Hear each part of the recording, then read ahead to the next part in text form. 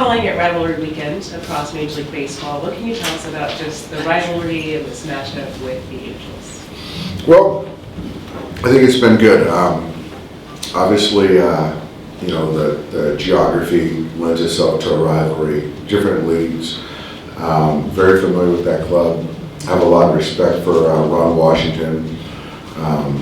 Obviously, it's always exciting if Mike's playing, Trout's playing.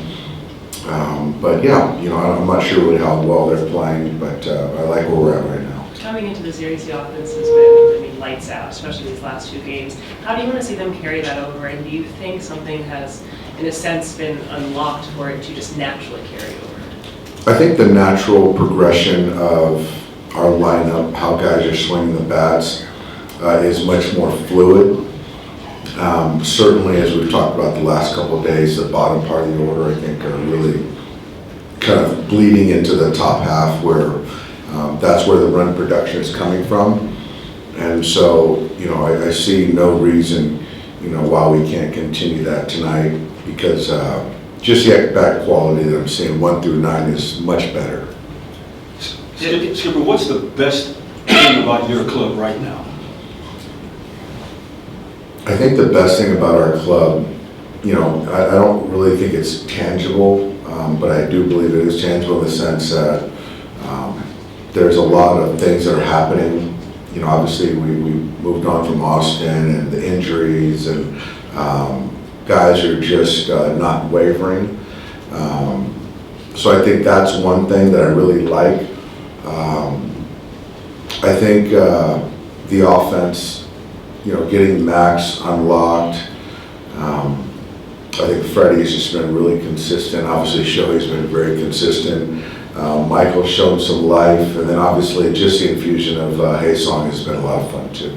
Dave, to follow up on Jim's question, you're a quarter of the way into a season, and so are they. Is this your club, and you sort of have the culture, the way things fit together? This is your club now.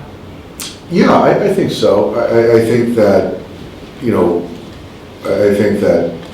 I think I do a good job of trying to incorporate everybody, whether it's out of the pen, guys that are role players on the bench. But I do think that our guys understand who we are and the roles everyone has to play.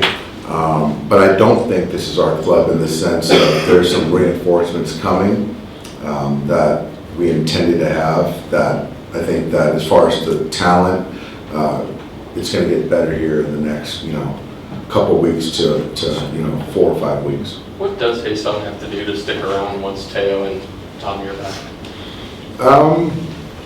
He certainly fits on the roster. I like the dynamic player. I like the defense. I like the versatility. I think his at-bat quality has been fantastic. So I think it's just more of just continuing to do what he's been doing.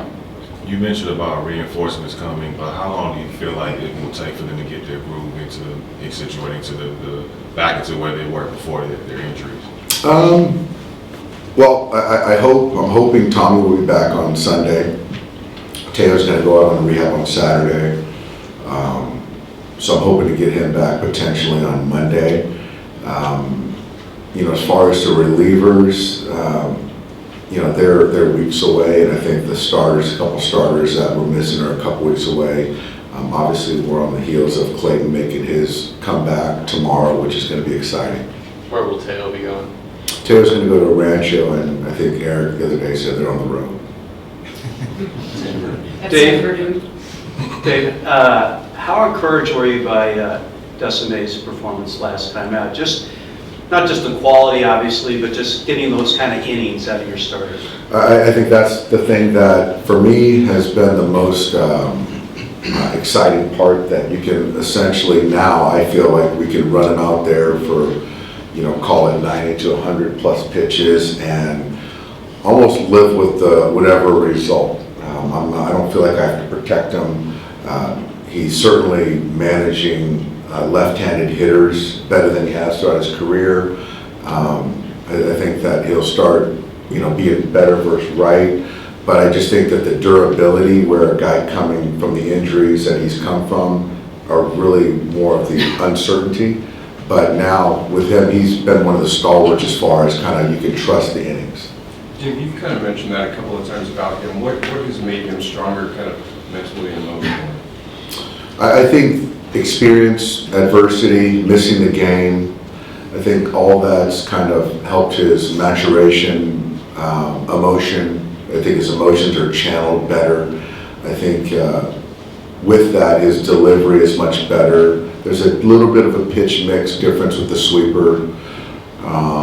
Yeah, I think just maturity, overall maturity, and he's worked his tail off to get back. With Teo and Tommy coming back, do you see kind of a path where Hyeseong is still on the roster? You're like comfortable with the amount of playing time that you could give him at this point?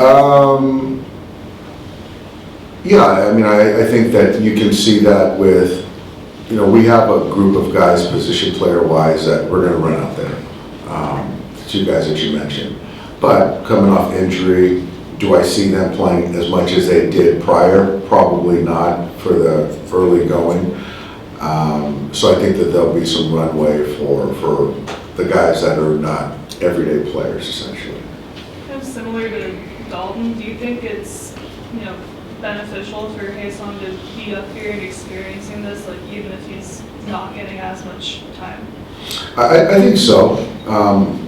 Like Dalton, I think that there's a lot of things that there's gray, where I think that in one camp you could argue that Dalton should be down taking everyday at-bats or 5 days a week. You could argue that Hyeseong should be playing 6 or 7 days a week.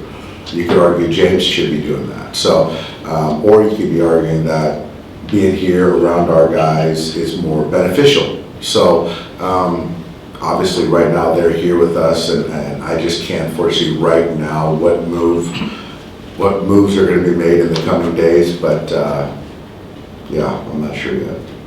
Dave, Max is kind of like a wear your heart on your sleeve kind of guy. How much do you think the emotions have bled into the performance, and how different is that confident Max Muncy? He's definitely a wear your emotion on his sleeve guy,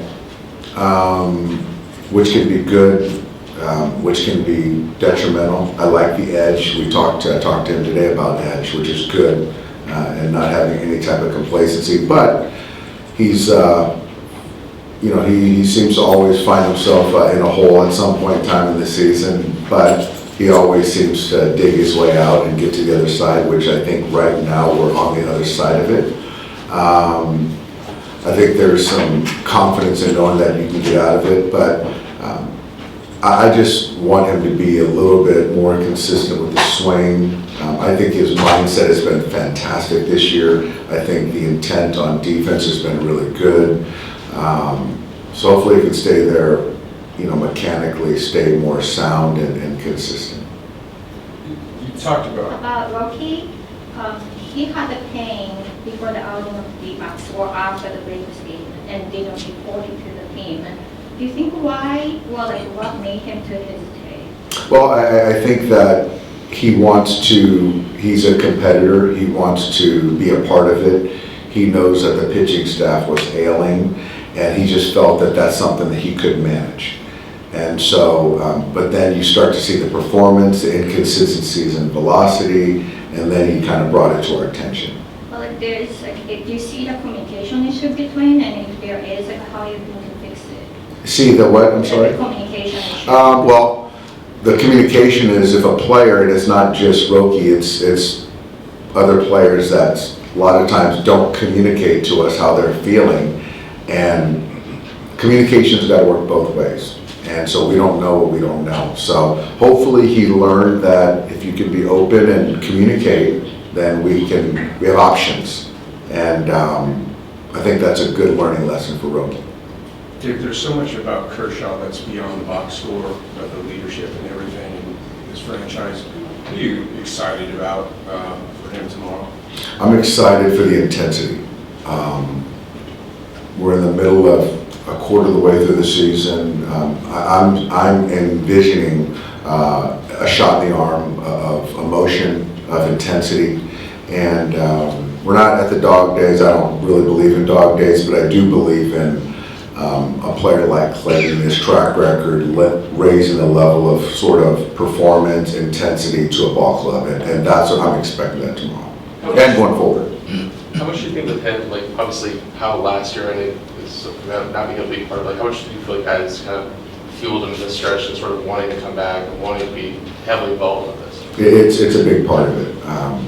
I've never even been on the Hall of Fame track, but the superstar players that I have been around, there's always something that fuels them, and they need that. And so him not being a part of that last year, I know that that's fueling him right, coming up to tomorrow and then going forward to make sure he sees this thing through. I think Firefighter Appreciation Night, obviously we know what happened in our city earlier this year.